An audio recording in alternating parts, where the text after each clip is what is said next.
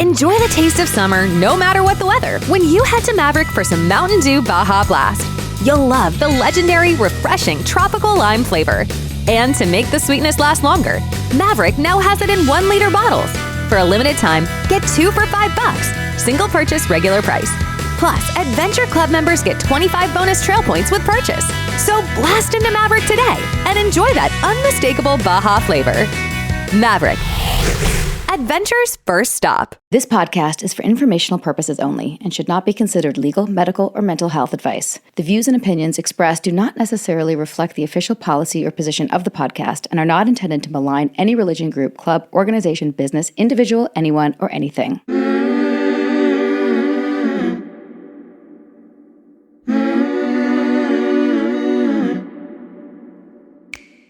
I'm Sarah Edmondson. And I'm Anthony, air quotes nippy, Ames. And this is A Little Bit Culty, a podcast about what happens when things that seem like a great thing at first go bad. Every week, we chat with survivors, experts, and whistleblowers for real cult stories told directly by the people who lived through them. Because we want you to learn a few things we've had to learn the hard way. Like, if you think you're too smart to get sucked into something culty, you're already prime recruitment material. You might even already be in a cult. Oops. You better keep listening to find out. Welcome to Season 6 of A Little Bit Culty.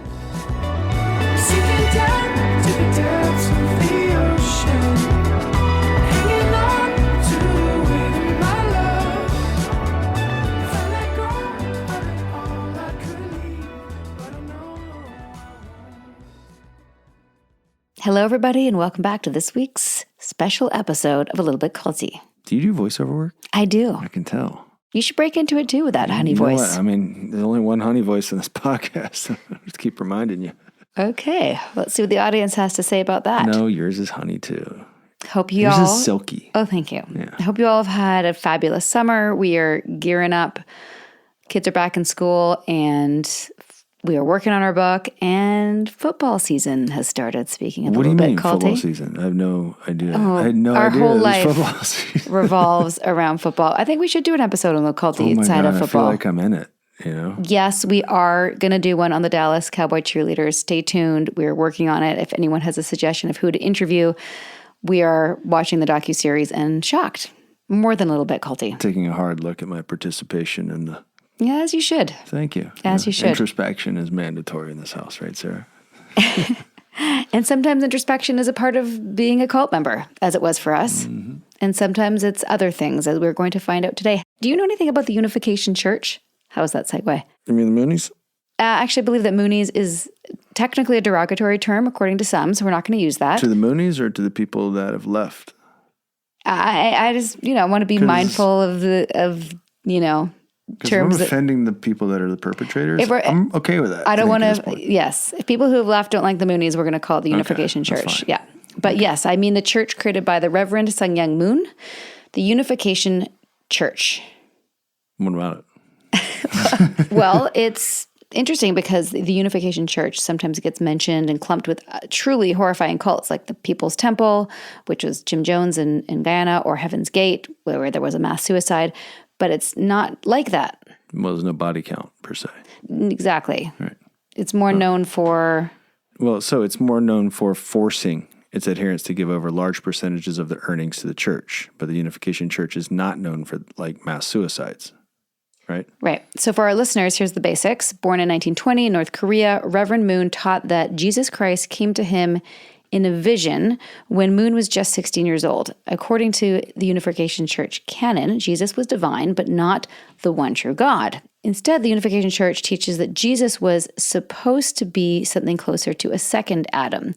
God intended for Jesus to find a wife, create a perfect family with her, and cleanse humanity of its sinful ways peacefully. But Pontius Pilate and the Romans messed that up when they came and crucified an unmarried Jesus.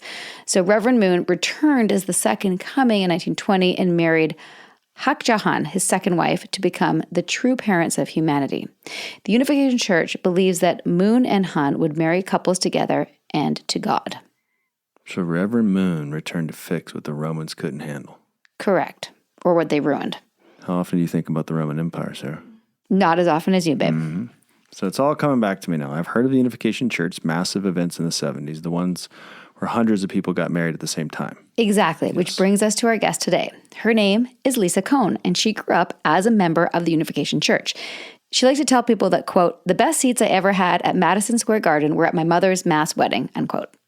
She published a book in 2018, which is brilliantly titled To the Moon and Back, A Childhood Under the Influence. Loved this book. Audiobook is being released this year, so we thought we'd catch up with her and discuss her experiences in the church. And find out what those weddings were all about. Right. Lisa will talk with us about those things, as well as how she and the world at large has changed since she left the Unification Church. Great. Let's hear it out.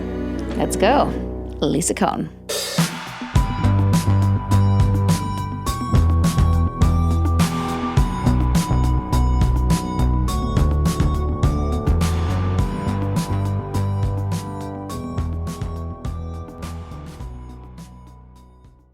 Lisa Kohn, welcome to A Little Bit Culty. Oh, hello, and thank you for having me. I am excited and thrilled to be here. I feel like this, I do say this a lot on A Little Bit Yeah, you Culty, do. that it's a long time coming, but it really is because... I knew what you were going to say before You did. said that. Yeah. Well, Lisa and I have been in touch for a while. I've had your book for a while. When you open with the quote from Springsteen, you know it's going to be a good book.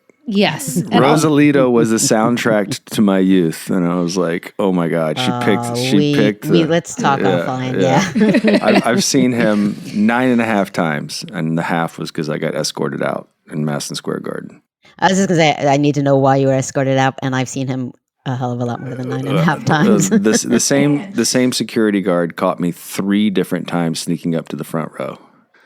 And he was like, look, I was drunk. And he's like, look, I got it. I was like, I get it. ladies and gentlemen, this episode will not be about the Moonies. It will be about the boss. Yeah. But there is a tie-in to Madison Square Gardens, which we'll get into, right? Hell yeah. Yeah. Hell yeah. I was just there for a Billy Joel concert. I'm like, oh yeah, I remember when. So Aw. yes. Was it different than seeing your mother get married with 1,200 other women? Let me think. A wee bit different. Yeah. A little bit more fun, a little bit more relaxed, a little bit less of a mind fuckery. So yes, I just remember that I can totally curse, right? Oh, Totally. yeah. Major I've listened potty many mouth here. times, but just checking. Yeah, Oh, okay, yeah. good. Well, we've Yes. changed our policy. We're now more puritanical. Oh, wait, no, that was your cult. That was your cult. I will say that I did look this morning. I'm like, I think I am the first Moonie. So wow. I'm going to Maybe that's correct not you. true, but Well, I couldn't find it. well, here's the deal. Our very, very first episode was with Stephen Hassan, But we didn't Mooney out. but we didn't geek out so much into the history of the Moonies. So that's kind of where, I want to hear your story, as we always do, and a little bit culty and be talking about your book, but I thought we could get a little bit more into like the beliefs and the principle. Well, suffice to say, like when we talk about what we did, people are like, is that like the Moonies? So the Moonies has always been a constant reference or parallel to our story, and I'd say we're overdue to do an episode we are on quote the overdue. Moonies. Yeah. Is it okay to use the term? Because some people say it's derogatory. It was derogatory. I use it all the time. Okay. Absolutely. I do refer to it as the cult of all cults in the American age of cults. It was the place to be in. And on the Netflix documentary, they deemed him the most successful cult leader ever. Wow. So Amazing. On what grounds? Just based on recruitment, numbers, money? based on the fact that he knew how to set it up to keep going. It's still there. It It's is still going. Yeah, it is still going. That was my question. Yeah. He did die with almost $1 billion. Wow. I believe the wealthiest religious leader ever. Religious in quotes for those who Right. can't see me. Mhm. And and it's still going on. It still exists in very scary ways. So yeah. Okay, we'll come back to that. But when you say it was the cult of all cults, for those who don't know anything about it, like paint the picture. What did your mom think that she was signing up for back in the, what was that now, late 60s? Early 70s. Early My mom 70s. joined in 1974. Yeah, we joined 1974. in 1974. Okay. The Unification Church is the Holy Spirit Association for the Unification of World Christianity. So it really was, Moon, Mhm. self-proclaimed Messiah Moon. I can tell you that story. Mhm. But there was the Old Testament from the Jews, there was the New Testament from the Christians, and there was the completed Testament from Moon, because Moon was here to complete Jesus's mission. Jesus died when he was not supposed to, and Moon was here to was the Messiah is the Messiah and was here to complete all of that. And so cult of all cults, because in the 70s, I mean, do Google and watch the Saturday Night Live skit about it. It was in cards, like greeting cards. It was in the papers. People were kidnapping their kids, parents. Kids were fighting their parents in court. It was just huge in the 70s when, as I like to say, in the 60s was all about free love. And then in the 70s, it was about self-actualization and bettering the world. And we were just part of that, just a big part of that, the most famous part of that. Right. With your mom, you'd split, your parents had split when you were a toddler, and before she was a member of the Unification Church, she was a seeker. Can you just tell us a little bit about that? What was she like, and what were some of your early memories of her seeking enlightenment in that era? The funny thing, yes, I wrote a memoir. My memories are really sketchy. It's okay. My mom tried on just about everything. It was the 60s, and so there was she went to a commune every summer. We were about to move on to a commune ourselves before we moved into it with my grandparents and then ended up in the church. She did born again Christianity. She did Hinduism. She did primal screaming. She did encounter groups. She did macrobiotic diet where all we ate was rice, beans, and seaweed. And I like to blame my anorexia partly on that. She doesn't like when I do that. She just did everything, always looking for a way, the way. She did non-talking days where she wouldn't talk to us and she wouldn't talk to my grandmother who was dying of cancer. My mom would drive her to her radiation appointments every day and not talk to her because it was a not talking day and that was more spiritual. So she just was always looking for more. I loved the line in your book that she was trying on religions like most women try on clothes. That was such a visceral metaphor. It was just a new thing, and we just went along. Obviously, we went along with it. Someone once asked me, why did you believe the Unification Church teachings? And I said, why are you Catholic or Jewish or Protestant or whatever you are? Like, you're told it's right, and so you believe it. And besides, my mom was happier when she found it. I mean, as I will quote your friend Mark, right? No one joins a cult. They join a good idea and realize they were fucked. I use that all the time. Yeah. And also, correct me if I'm wrong, but the feeling I got from your book is that you not only wanted her to be happy, but you wanted to please her. And part of that was like going with her on this journey. Yeah. So, long story short, my parents, as I like to say, met in high school, got pregnant, got married, had my brother, had me, and split up. And I, like every young child of divorce, I probably knew it was my fault. The relationship was not good. My dad was violent, all of the above. And I was terrified. My father left and I was terrified my mother would leave, right? I literally would sit outside the bathroom when she was in there waiting for her. I would wake up in the middle of the night when she'd leave us alone and call around trying to find her. My brother used to tease me that she would leave too. So everything was about being near her, being with her, keeping her happy, giving her no excuse to leave like my dad had left. So, and none of it being a conscious choice, just, your life depends on it as a young child. So she was seeking and unhappy and was such a hippie and I hated it. I hated all of that. And then she found the church and she became more straight-laced and conservative. And I liked that. And she became happier and she's like, this is wonderful. And as I share with people, sometimes people read the book and they say, well, you don't make it sound that bad. And in many ways, joining was a haven for my brother and I based on what we'd experienced before. My dad had my brother smoking pot at the age of 10. And at one point, my brother Robbie turned to me and he said, do you think I'd be a heroin addict if we hadn't joined the church? And I'm like, maybe, probably. Like we had no rules other than don't shoot up smack on 2nd Avenue because you'll pass out. So you have to come upstairs to shoot up smack because you can pass out upstairs and that's safe. So it was, people say that it didn't sound bad. I'm like, it was awful. It was a cult. It obliterated my mind when I learned what it does to you when you grow up in it. It's radical and awful. And also it was a safe place. There was structure for you. And everybody loved us. There was structure. There were a lot of members who adored us, who absolutely were like cute little 10 and 11-year-old kids. So, Right. And also the way that you describe it in your book, there was many times where you were able to have fun and explore and, have this kind of unique lifestyle on these compounds and in these really unique spaces that I could see would Yeah, be. unique spaces. Yeah, we were best friends with Moon's kids because there weren't other kids in the church, so we'd hang out with them and ride motorcycles around Barrytown, the big estate, or run through the hallways in the New Yorker and just slide down the huge escalator. I still go into the New Yorker hotel and see the huge escalator. We used to slide down the thing in the middle. Now they have bumps on it, so you can't, but it was an amazing slide. We lived this crazy life with his kids because we could get away with anything. It was fun, and yet also my mom left. My biggest fear happened. My mom left us, asked us what she should do, and we're like, "Oh, you should probably leave us." And so she left us to move into the church. So it was the best of all worlds. It was the worst of all worlds, to quote someone else. Yeah. You have this line that's become kind of a quick introduction to your book, The Best Seats. Quote, the best seats I ever had at Madison Square Garden, circling back to that, were at my mother's mass wedding, and the best cocaine I ever had was from my father's friend, the judge. So let's just take those two things and draw them out. Those are two distinct influences. Yes, it's a very unique life. Regarding your mother's mass wedding, when did she first discover, what do you like to call him? Moon? Reverend Sun Young Moon? Back then I called him True Father. True Father. Okay. For a very long time, I did refer to him as Reverend Moon. Okay. Until one day my therapist said, "Don't you think you should drop the Reverend part?" So I do refer to him as Moon. Also, sometimes I refer to him as True Narcissist, but that's a whole different thing else going on there. So, but I just refer to him as Moon as the best way to not. It was funny because when I as you know, I just read the audiobook, and after reading the audiobook, I found myself referring to him as Father again, which is just was wonky weird. But so usually Moon. So yeah, my parents, like I said, got married way too young, split up very young.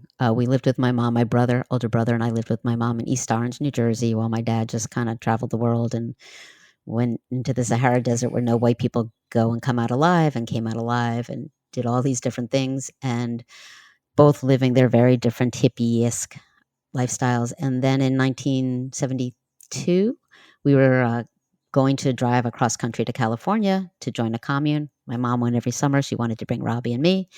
And instead, my grandmother got diagnosed with cancer. So instead of driving cross country, we drove cross state to Millburn, New Jersey, and moved in with my grandparents.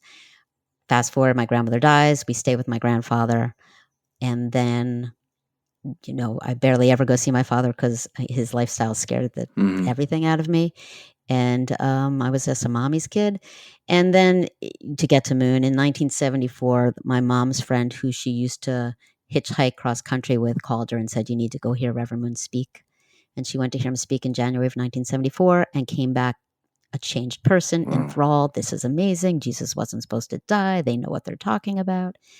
And then in around June or July, members convinced her to go up to Barrytown for a weekend, and she came back and went up for a week, and came back and went up for a couple weeks, and basically spent the summer up in Barrytown being indoctrinated. So what's in Barrytown? What did that look like at the time? Barrytown, New York is a huge, was a Christian's Brothers school, a huge building. It became their theological seminary. It was just a very remote, as most indoctrination centers for the Moonies were, place where they would take people up. It's 2.5 hours, I think, from New York City. And they would take people up and spend the weekends there. So it was dormitory living. Yeah, my brother remembers. My brother remembers way more than I do. The first time there, we got to share a room with my mom. And after that, my mother and I were living with the sisters, and my brother was off with the brothers, in a huge dormitory with lots and lots of bunk beds. Dormitory living, and a lot of lectures on principle, divine principle, Moon's teaching. Tell us about the principle, if you don't mind. So yeah, chapter 1 is creation and what God intended, man and woman, man subjugating woman, man is subject, woman is object, and how we were supposed to be fruitful, multiply, and take dominion of the earth. And we'll get on the be fruitful is the perfection thing there, grow to perfection, right, and then keep going. Chapter 2 is the fall of man, where Eve was seduced by Lucifer and had sex before she was supposed to, premarital sex with an archangel. And then Eve seduced Adam, and they had sex, again, premarital sex. And that is the fall of man. I literally, my older child has gotten involved in a temple out in Minneapolis, and they were talking about chapter 2 in Genesis, and they're giving whatever their explanation is. It's a very radical, wonderful, queer temple. And my brain is going, no, it's sex, because when you grow up in this stuff, it's really hard to get it out of your head. Yeah. So that's chapter 2. And then it just continues. Divine Principle continues to show how man has over and over and over again failed God, broken God's heart. Jesus was supposed to come and take a wife, have family, bring the kingdom of heaven on earth. But the Jews failed, everybody failed, and he was killed. And so the divine principle culminates with all this numerological stuff that shows that 1, the Messiah must come from Korea, and 2, the Messiah will be born between 1920 and 1930. They never say Moon is the Messiah, but it just so happens that he's from Korea and he was born then. So the divine principle is a mixture of Eastern philosophy, Eastern teachings, and Judeo-Christian stuff. It just kind of gloms it all together. What do you think it was about that glom that was so appealing to the young people of that era?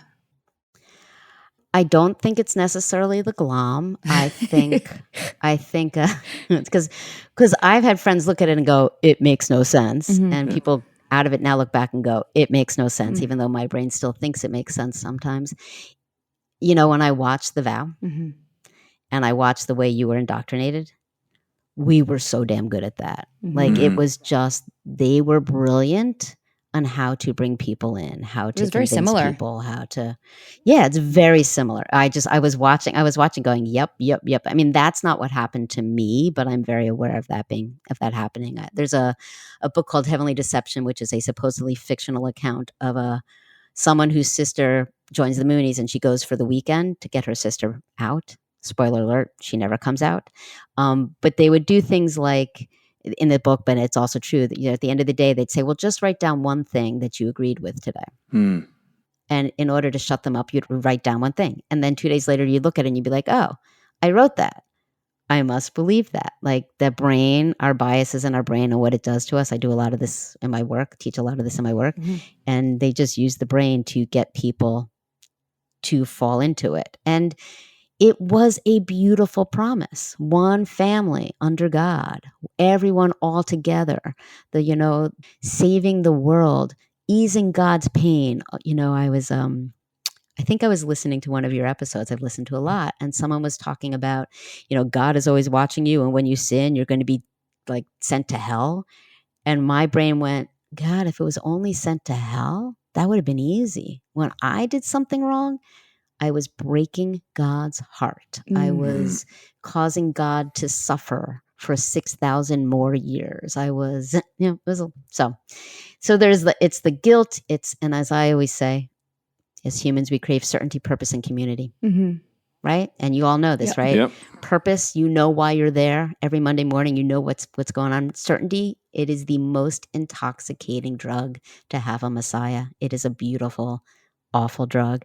And community, as long as you never leave, you have the best community ever. Yeah. That's, I think, probably the biggest draw of the glom that we were talking about earlier. It's not so much the teachings. It was the community, the certainty, and some answers for living at a time where, historically people were, like you said at the beginning, searching. Also, I imagine seeing it work, air quotes, for your mom, right? Must have been something that, like, it's offered her structure. There's a subtle buy-in. Yeah. Like as I wrote, she stopped cursing. She started giving us bedtimes. She started wearing a bra. All these things were really important to me at that time. And she just was happy, and she was happy, and the members were happy. Everybody was so freaking happy, right? You have the Messiah. What is better than having the Messiah and being part of that new family that's going to change human history? Yeah, it's a powerful drug. And you got to be friends with the children of the Messiah. Yeah. What was that Best like? friends with the Messiah's children. It was another mind fuck. So in many ways it was wonderful, and they were wonderful. And I am one of the few people who grew up in that who have compassion for them, because their lives were awful. Right. It was just horrific to be them. And on the other hand, so as I like to say, like, they're the true children. They're the children of the Messiah. That is as holy and special as anybody could possibly be. And then there were what were known as the blessed children. Those are the children who were born to the people blessed in marriage in those huge mass weddings. And they're born without original sin. And then there's me, tainted, sinful, ungodly, broken, awful me. So it was like a mixture of wonderful and totally fun. And then also knowing you never deserved it. Like, who are you to be with them? I have one of the people I grew up with, I reconnected with her, and she had been out for a while at that time. And she said, so my friend was Indian.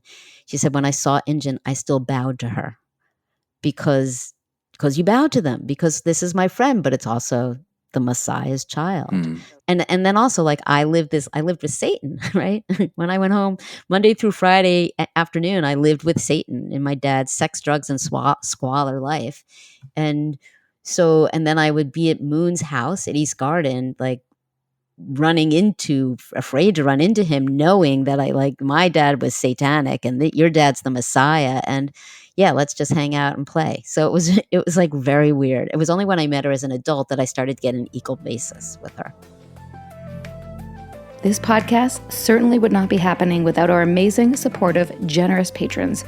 Are you with us? Come find us over on Patreon at patreon.com/alittlebitculty for bonus episodes, ad-free and exclusive content, and the occasional Zoom with fan favorites from our past episodes, Q&As, and all sorts of goodies. It's fun over there, people. Kia ora, I'm Anke Richter, who wrote the bestseller Cult Trip, and I'm bringing you an exciting event. Get ready for Decult 2024, the first cult awareness conference in New Zealand, happening in Christchurch this October. Are you worried about a friend or family member who's in a group that may be causing them harm, or do you have your own story? Then join us for a weekend with experts from around the world, where those who've left cultic groups can share their experiences and meet professionals who can help them. Head to our website decult.net for all the info.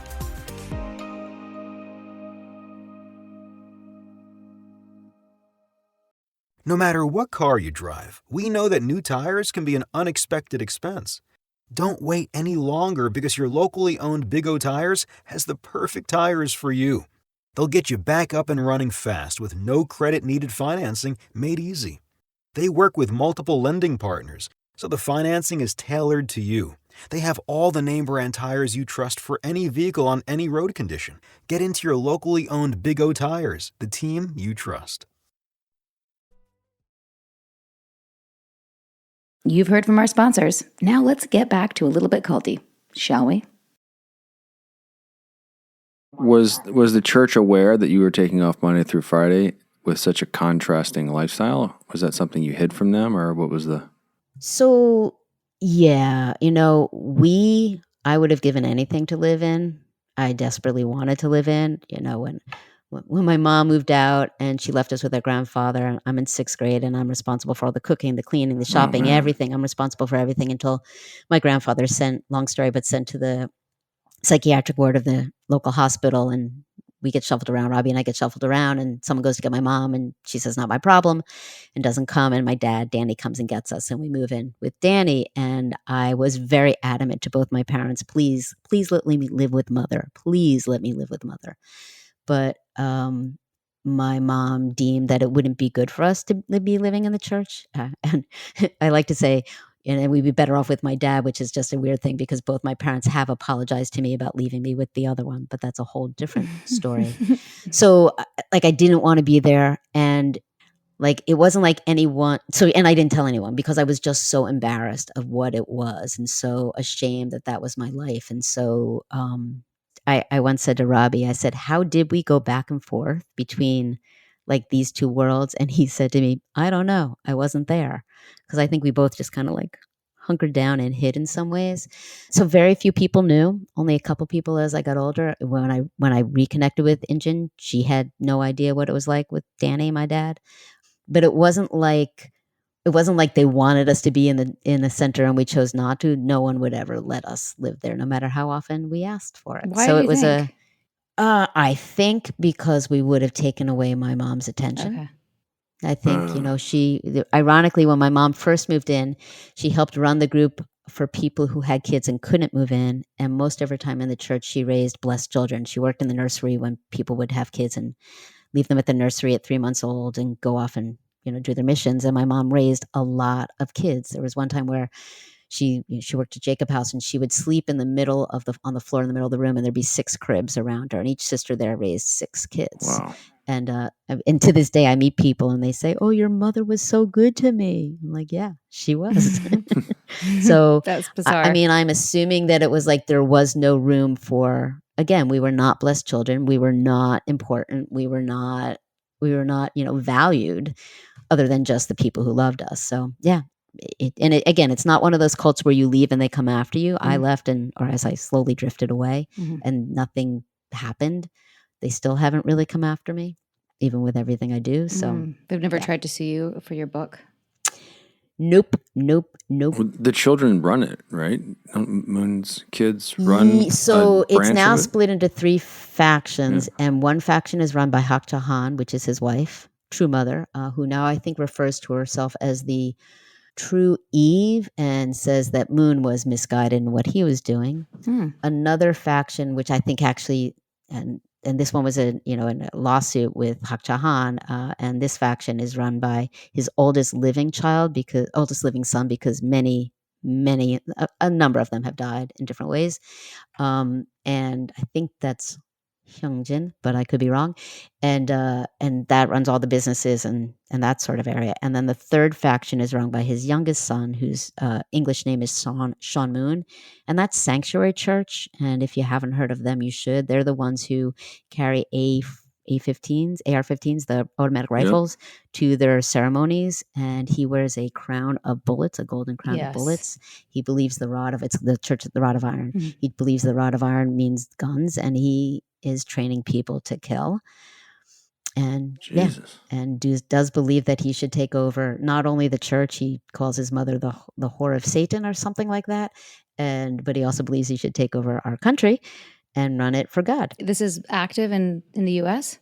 Active in the U.S., active in Bucks County, Pennsylvania. Yeah, there's I think A&E did a documentary on it a while ago. There was an article in the Washington Post. I always get them confused. The Washington Post many years ago. Yeah, it's very active. Wow, Bucks County. It's small, but it's Bucks County. I drove past it. I was going up to spend the weekend with my friends, and all of a sudden I'm like, shit. But yeah. Well, back to the 70s for a moment. Thank you for the Moonies update. But back to your childhood. A lot of people, myself included, like when we have these peripheral understandings of, say, Hare Krishnas, and we think of the shaved heads and the yellow robes, and then we think of Moonies, and like, because I came later, born in 77, I was born in 74. I don't have that same like personal interaction with the Moonies, but what were the stereotypes? What were they known for, other than giving out flowers and the mass weddings? Like what was the stereotypes? So it was definitely the flowers. Didn't give them out. Sold them. Sold them, right. Heavenly deception, right? You can lie for anything to raise money for God. The glassy Mooney smile, always smiling, always happy, glassy in the eyes, probably because they didn't get enough protein and they didn't get enough sleep, and they were high on God, as they used to say. But they were the ones who were on the street corners in a lot of places, on the college campuses in a lot of places. I laughed when you said Hare Krishna, because my high school boyfriend, which is the start of my leaving in a long way, but when I told him about it, his comment was, "But your head isn't shaved," because that was like the 2 cults. It was Hare Krishna and the Moonies. And as you know, when you're in a cult, you look at the other ones and you're like, oh my God, they're weird. Yeah. When I was proselytizing in Seattle when I was 15, I was trying to bring in a Mormon, and I kept thinking, man, she's in a messed up religion. Isn't that funny how you can be in something? Isn't that funny? And see where, Yep, definitely been there. Well, even I was just on a podcast with someone who's evangelical, and he was talking about the rapture. And as he finished, I said, I want you to know that my brain is going, that is weird. That is weird. But Korean being the language of the kingdom of heaven, that makes total sense. Yeah. Right. Yeah. What do you think you gleaned from it? Like, what experience with the church that you consider to have a positive impact on your life? And I imagine structure played a role at some point. Yeah. Someone else just asked me that the other day. It was interesting. Well, I will say that when I wrote the book, and I was kind of like, that was the first time I could see the good and the bad, if you will. And but I remember thinking, so when I was young, I wanted to live in the center, and we weren't allowed. I wanted to do anything to be helpful, and there was nothing I could do. I felt very useless for God, so I determined I would love my brothers and sisters so much because they were working so hard. And so I now have a personality where it's all about love. And I took a course, a certificate in positive psychology, and they nicknamed me Love Embodied because I'm really loving. And so I determined that maybe that I got that from being in the church. But I will tell you that when I reconnected with Moon's daughter and with other people, they're like, nope, you were like that when we met you. So it's not that. But if I were to look at the positives, I think, and maybe it's the two worlds together, or just the essence of it, the ability to hold complexity and dualities and see different perceptions. I definitely have a strong desire to share what I now believe to be true with a small t, right? About, that loving ourselves, loving myself will save the world, right? And I do probably try and still save people. I try not to try to save people, but hey, I'm an executive coach and I'm a leadership consultant, and I'm still trying to make things right out there. And also in the work I do around this. The structure was absolutely helpful at a time because it gave us something to keep us from completely imploding. I know that I look back on my own path, and I think my mom said when I was young, it's like I have a steel rod for a spine. I am remarkably able to get through just about anything. I like to say I have a Mighty Mouse complex. And if you put something in front of me, I will do it. I will do it really well. And I will, even if I drive myself into the ground. Now, I've gotten a lot better at that, but that ability to get through is, I just would say, probably a result of, the positive, or the result of the negatives of my childhood. I was sick 2 years ago. I had cancer. Still weird saying that. And getting through that, just the ability to get through whatever life puts in front of me is probably comes from figuring out how to, I don't know, manage through. Again, the Moonies, all of that, what it did to me that I was completely unaware of. And then the dichotomy of going back and forth between both sides of craziness of the 70s. My hit, just from listening to the podcast you're on and reading not all of your book, part of your book, is you have patience. It seems to me, had I been in those situations, I would have been, for lack of a better way of putting it, just pissed off. And maybe you had your moments of pissed off, but you took care of your father and you still have a relationship with your mother. It seems to me a lot of people wouldn't have the emotional maturity to get to that point. I don't know if that's a fair assessment of it, but I just remember thinking, I don't know that I would have been taking care of my dad in the way that you did that, or that accepting of. There's a book that Sarah gave to me called Radical Acceptance, and I'm like, I don't think I'm there with everything. Tara Brach. Have you read that? Yeah. Tara Brach. Yeah. Oh, yeah. That's a good one. Love that book. Love Tara Brach. Yeah. Absolutely. Yeah.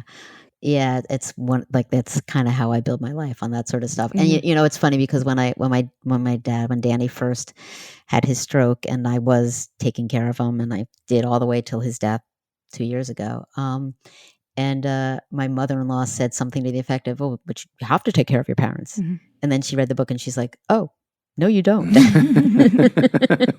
But I have an incredible. But to a fault, I have an incredible heart and can forgive or make space. Or I will tell you, the negative side of it, my therapist says to me, most of my clients, I really try to get them to take other people's perspectives. We need to pull you back to yours. And most of my clients, I really need to get them to compromise more. We need to get you to say no. Right. So I can do it to a fault. Yeah. But, Right. I'm with you on that one. But yeah, I do have a relationship with my mother. I did take care of my father. I like to say that in the last 6 months of his life, I cracked his heart open, and made him actually give and receive love. And so I will never regret taking care of him the way I did, even the last 6 months, which were painfully hard and right before I got sick. But yeah, so I think it gave me, that's how I came through it. And maybe I went into it with it, but it definitely affects you. For sure. Going back in time again, we forgot to talk about how you left. So I know it wasn't just like you woke up and you left. There was many things that happened along the way. But tell us about like the first, not so much even red flag, but like when things just weren't working for you.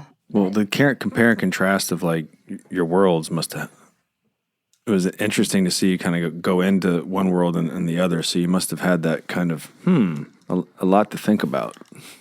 I actually, no, I did not think. I knew one was right and one was wrong. And, it's funny when you were saying you never got mad or whatever, or you would have been mad. And I didn't realize you were talking about now, because when I was young, when I was in it, I mean, when I was 15, I went to Seattle because my mom kept yelling at me, "You're mad at me for leaving." And I kept saying, "No, I'm not." This was our fight. And so she sent me away to get rid of me because she thought I was being mean to her. So I never, I just knew it was true.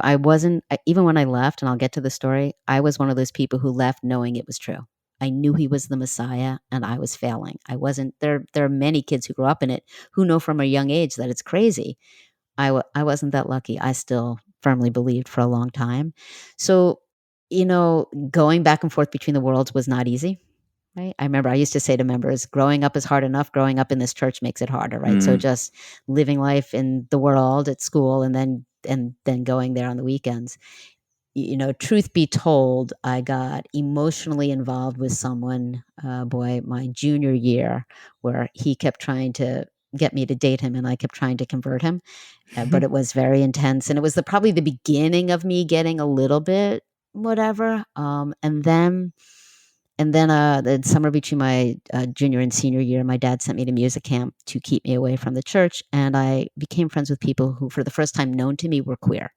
And it was a huge sin in my church. So I wrote to my mom and I'm like, what do I do? These people are wonderful. What do I do? And she writes back something to the effect of, they're evil, they're sinful, they're immoral. You either can convert them or just stay the hell away from them. Probably didn't say hell. And for the first time, it didn't make sense to me. Now, this is my first time ever alone, away from home, away from the church, like with just kids.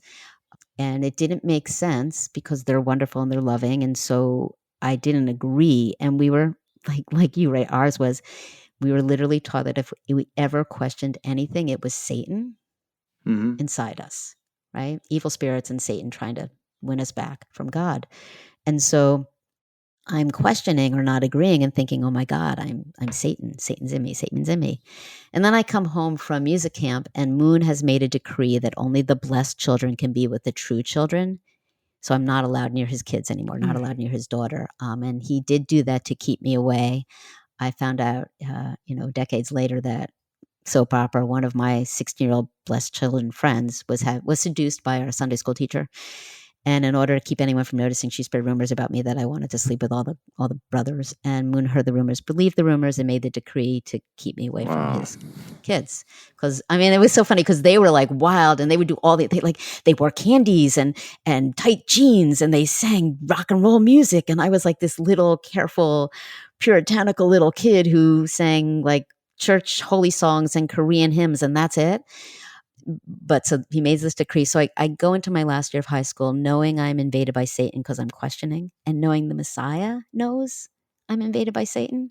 And I already have like a lot of shame and sin inside me from my childhood before the church stuff that happened to me and living with my dad. So I'm just shame, and confused. And so I realized that I had joined my church as a child, just followed my mom. And so I'm thinking, okay, I'm 17. I need to pull back a little bit and make an adult decision to go back and never question again. And even at that point, I know I'm coming back. I just need to steadily on easy ground. And I start hanging out on the weekends with my dad and hanging out with friends more at school and find more unconditional love there than in the cult. And start experimenting and experiment with alcohol and throw a party. April 3rd, 1981, I throw a party for my best friend, then best friend, a surprise birthday party. And it's also for this other kid, this boy named Adam, because it happens to be his birthday too. And I get really drunk and he kisses me and I kiss him back because I'm really drunk and I don't know what the hell else, right? And then I start dating him against everything I know and believe, and all hell breaks loose. And so that just goes on and on. I can go into the saga of it. And the summer ends after high school and I'm going off to college. I'm going to Cornell. He's staying home in New York City. And I determine I will break up with him and go back to God because I have to, and it's true. And I don't. And that leads me to a moment on, Cornell surrounded by the big gorges, and a moment on a bridge, almost not making it across the bridge, almost jumping over. And then I just slowly, as my brother says, I don't leave. I slowly drifted away. My brother finished college, sat my mom down and said, I'm out. I have yet to have to tell my mother that I'm out. Like I'm clearly out, but I knew it was true. I just didn't want to do it anymore. So then I just proceeded to punish myself for years for doing that. So I can go into that saga too, but yeah. With as much as you want to share, but I know you battled with anorexia, and it seemed like, one of the things it's hard to read, but I loved about your book is I felt like you brought us into what it must have been like to go back and forth. Like for us, it was a very different choice, right? Like when we saw what was bad, we were like, we're done. That was it. There was there was a little bit of like, I wasn't sure it was good or bad. I knew I was leaving, but there was so much going on in your mind. I feel like is a real gift to a reader to understand what that confusion is like, to want the world, but also to feel so guilty about leaving what you believe to be true. Yeah. So how did you eventually reconcile that? Or tell me. So it's interesting. So like my first year at Cornell continues and I just am very tormented back and forth. And I spend many late nights with a dear friend going, what if it's right? What if it's right? What if it's right? Until he finally says, what if it is right, but it's not right for you? And for whatever reason, that was something I could hold on to. But it's just funny. I have to tell you, in the midst of that questioning back and forth, David Hassan, I always think I say his name wrong. He came and spoke at Cornell. Yes, about that was one of my questions. Wow. Yeah. And we went and I was like, you're wrong. It's not evil. It's good. And he was like, I can help you. And yeah. Have you seen him since? He doesn't remember it, but I do. You what? Have you seen him since? I saw him at an ICSA conference, my first ICSA conference, when I finally found us, the community of cult survivors that I never knew was there, and second gens, and that's a whole different story. Okay, of we'll my get recovery. to that. We'll come back to that. Yeah, but so I never mentioned to him that, like, I don't know if you remember me, but you told me I was like, brainwashed, and I told you were evil in 1982 at that point. Yeah, so that happens, and then again, I know it's true. I just don't want to do it. I know he's the Messiah. I'm one more person on the long list of people who have failed and sinned and broken God's heart. And I can feel I can feel it as even I speak it now. Like I don't believe that, but it was heart wrenching and soul wrenching. Mm-hmm. And I almost jumped off the bridge. I stopped eating. I finally had sex with my boyfriend and then I stopped eating, right? And I'm not heavy now, but I was more than 30 pounds less then. And then my junior year, I found my other drug of choice, my second drug of choice after a Messiah was cocaine, because it makes you feel very powerful and thin. And I have a dear friend here, an author here, who kind of took me under her wing while I was writing. And she's like, you might admit it was actually kind of an addiction, because I did it every day. I looked for it every day. But I did a hell of a lot of cocaine, including with my dad. It's probably the closest I was with my dad until he was dying. And his friend, who was a judge, who had amazing cocaine. Like amazing. Like there was one night he was going out and he turns to Adam and I are like, what are you guys doing? We're like, we're just hanging out. And he takes out this huge bag and this huge tablespoon, like big funks on the stone. And he's like, have fun, kids. And we tried to finish it and we could not. So there was that my junior year. And then my senior year, I just started getting in dysfunctional, at least borderline abusive relationships. And after college, I got engaged to someone who drank with my dad and was really mean when he drank. And someone pointed me in the direction of Al-Anon, the 12-step program, where those of us with our arms clasped around the alcoholic. And I go to my first meeting thinking, tell me if he's an alcoholic. There's no way I would ever be with an alcoholic, only to realize that my dad drank and drugged every day of my life, or his life, whatever. My grandmother was addicted to everything. My grandfather, his father, was in AA for 5 years. And every year my father would get him to drink on Christmas. I always think of my grandfather going back on the day after Christmas on one day again. And and I was raised in a cult that I just managed to just not mention. My sophomore year, when I was not eating and very not okay, they put me in therapy and I never mentioned the church once. Oh, wow. Because I knew she would judge me for it, right? The Moon and the Unification Church was so reviled. It's like as reviled as maybe as Keith is now. Mm-hmm. right? Maybe he wasn't in the beginning until y'all's story came out, and thank you for everything. But Moon was so reviled that I knew that if I told this therapist that I grew up in the church, she would, judge me for it. So I'm literally there, not a year since starting to leave, not talking about it. That's how I get through things. For more background on what brought us here, check out my page-turning memoir. It's called Scarred, the true story of how I escaped NXIVM, the cult that bound my life. It's available on Amazon, Audible, and at most bookstores. And if you want to see that story in streaming form, you can watch both seasons of The Vow on HBO.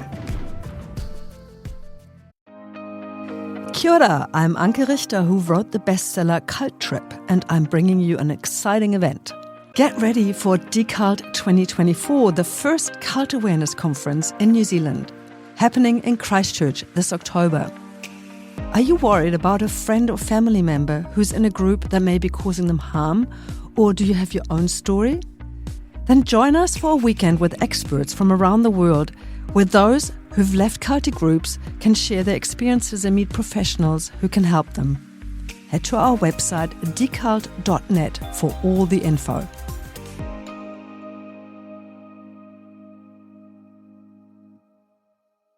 No matter what car you drive, we know that new tires can be an unexpected expense. Don't wait any longer because your locally owned Big O Tires has the perfect tires for you. They'll get you back up and running fast with no credit-needed financing made easy. They work with multiple lending partners, so the financing is tailored to you. They have all the name brand tires you trust for any vehicle on any road condition. Get into your locally owned Big O Tires, the team you trust. Break time's over, people. Let's get back to this episode of A Little Bit Culty. It's a good one.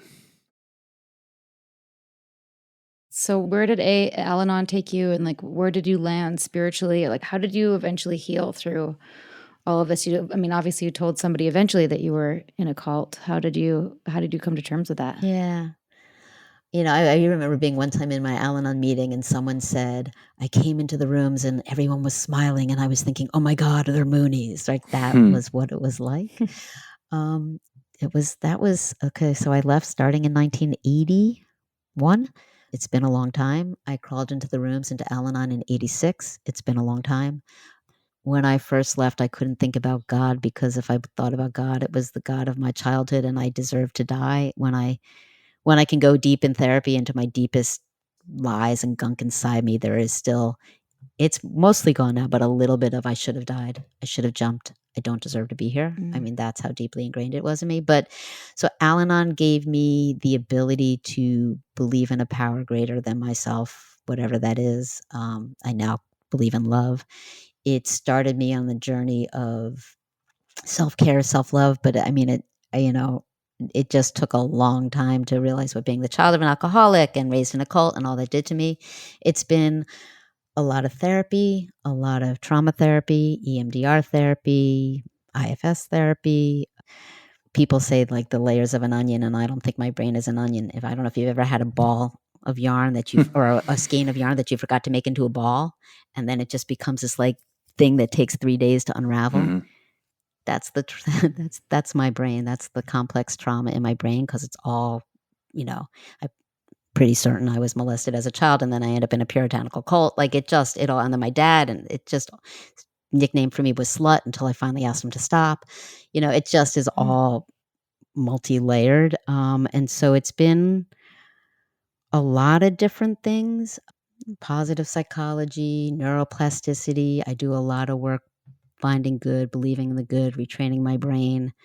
I do believe in love. I do believe in self-love. If I have it says first, most always, love yourself first, most always. That's the tattoo on one side of my body.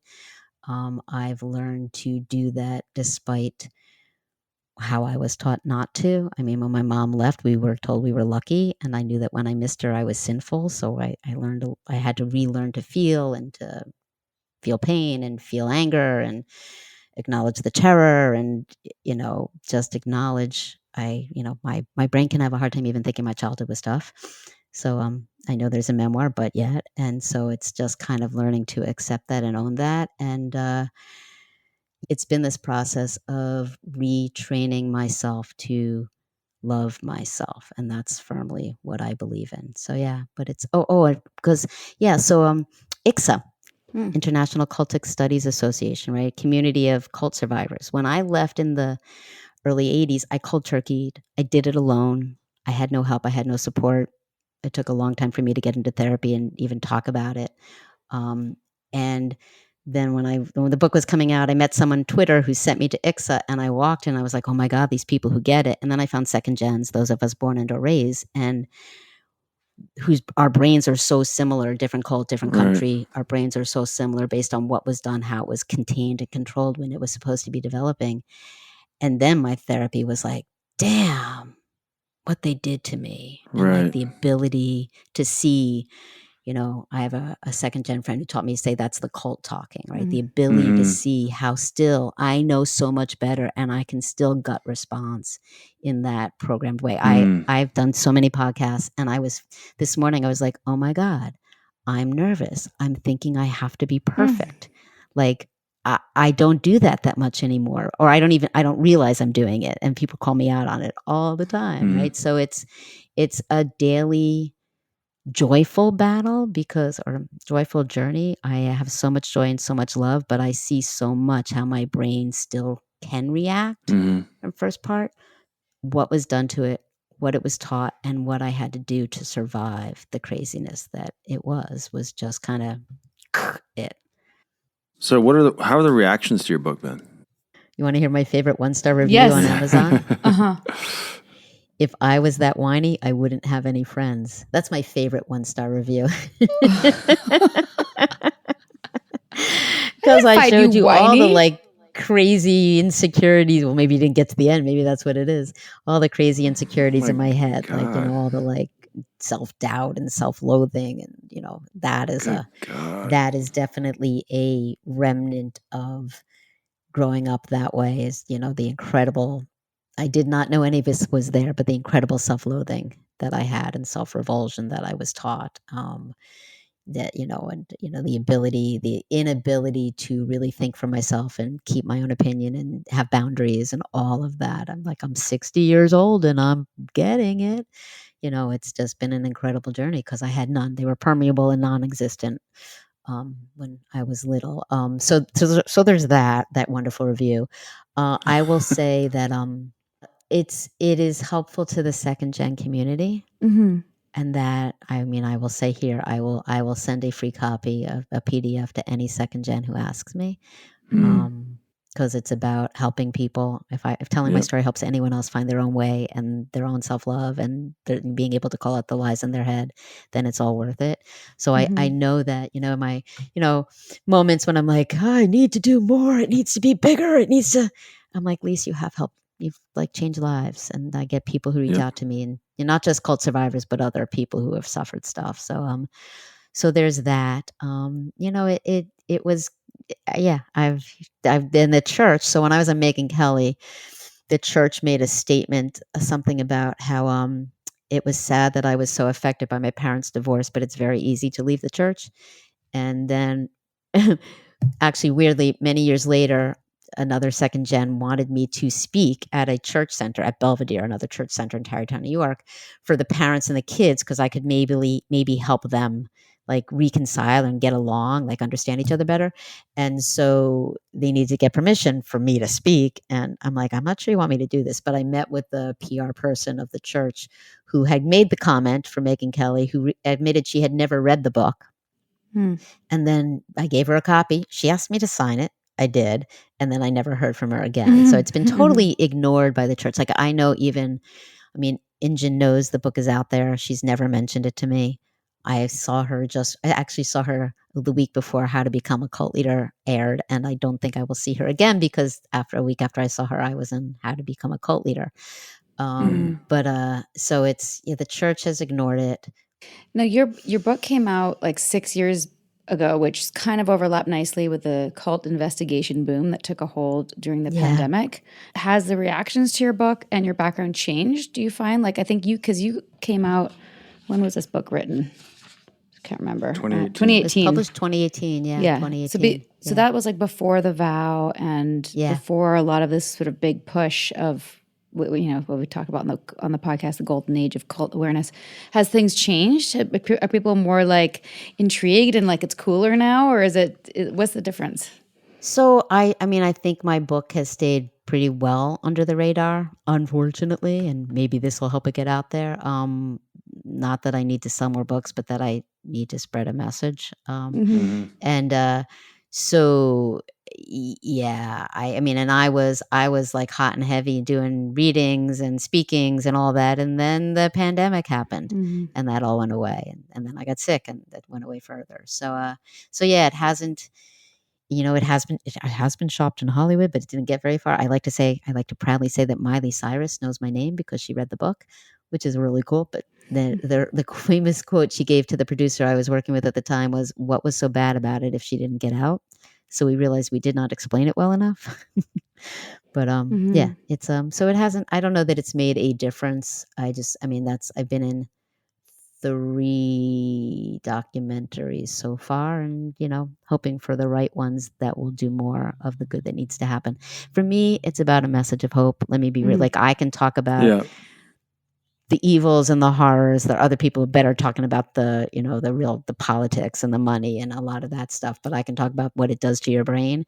But my message that I really want to get across is hope. There is hope. You are not damaged. There is hope. You can get out. You can be better. You can feel better. It is hard. It's a journey, but it is so good. And you can, I found myself saying recently, I'm in the midst of an incredible love affair with myself. And that, for me to be able to say that, to be able to feel that is amazing, and to say it out loud without the voices going, "Oh my God, you sound like an idiot. Don't do that. You sound talking too much about yourself." Yeah. But can you enjoy an omelet? Can I enjoy an omelet? Well, since the cancer, I've gotten quite vegan. Okay. But I can eat. Yes, I can eat. When I was pregnant with my first child, I gained 50 pounds. Try to imagine that. It was really funny.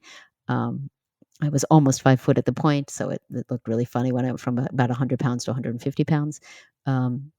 Yeah, but no, I can eat. The anorexia. As my older child used to say, I do a really good job. The only thing I said about food, I would grab one side of my stomach and I'd say, "This is my first child," and the other side of my stomach, and be like, "This is my second child." There you go.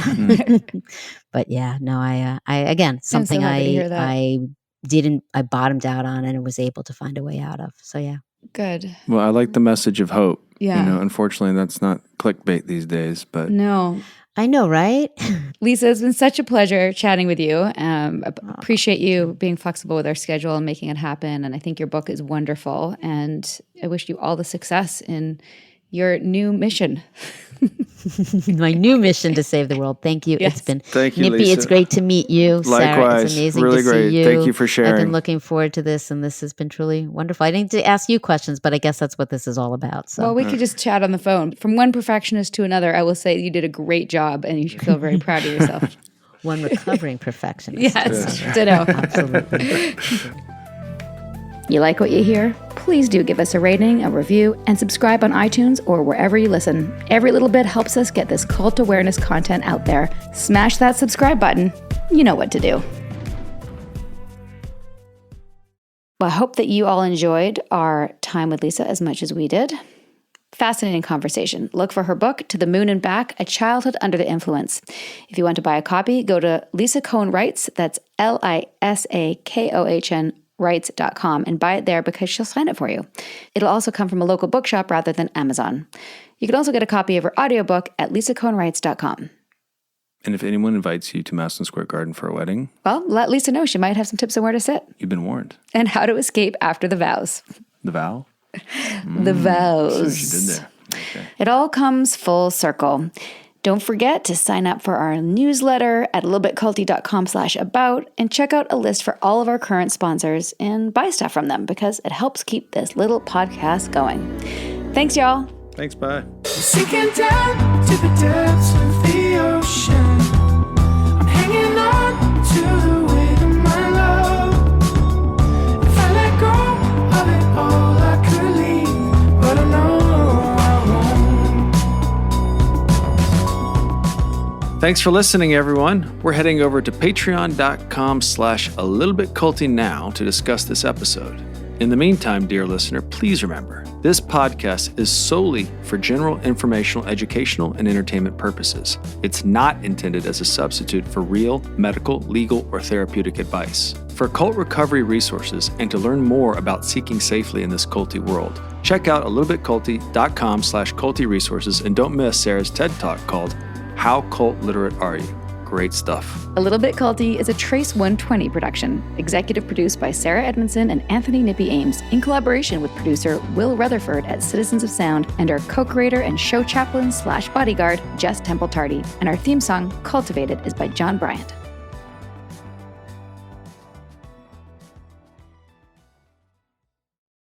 Hey, I'm Ryan Reynolds. At Mint Mobile, we like to do the opposite of what Big Wireless does. They charge you a lot, we charge you a little. So naturally, when they announced they'd be raising their prices due to inflation, we decided to deflate our prices due to not hating you. That's right. We're cutting the price of Mint Unlimited from $30 a month to just $15 a month. Give it a try at mintmobile.com/switch. $45 upfront payment equivalent to $15 per month. New customers on first 3-month plan only. Taxes and fees extra. Speed slower above 40 gigabytes. See details. Hey, I'm Ryan Reynolds. At Mint Mobile, we like to do the opposite of what Big Wireless does. They charge you a lot, we charge you a little. So naturally, when they announced they'd be raising their prices due to inflation, we decided to deflate our prices due to not hating you. That's right. We're cutting the price of Mint Unlimited from $30 a month to just $15 a month. Give it a try at mintmobile.com/switch. $45 upfront payment equivalent to $15 per month. New customers on first 3-month plan only. Taxes and fees extra. Speed slower above 40 gigabytes. See details.